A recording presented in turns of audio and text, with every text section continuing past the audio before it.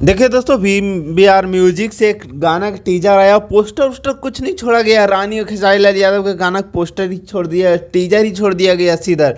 जिस गाने के टाइटल रखा गया भीज जाला लहंगा, हो गया यार। बहुत ज़बरदस्त गाना लग रहा है। मतलब इतना कॉन्फिडेंस होना चाहिए किस कंपनी के ऊपर कि गाना का टीजर पोस्टर वोस्टर छोड़ने से पहले ही टीजर छोड़ दिया। पोस्टर अभी आया है, कुछ देर पहले ही पोस्टर आया है और टीजर सुबह ही आ गया था। समझ सकते हैं, मुझे तो पता भी नहीं था। मैं उठ के देखा, मैं कहा टीजर, ये क्या लोग वीडियो बना रहे हैं भाई। दूसरा गाना पे वीडियो बन रहा है, गाना आज कोई और आया है।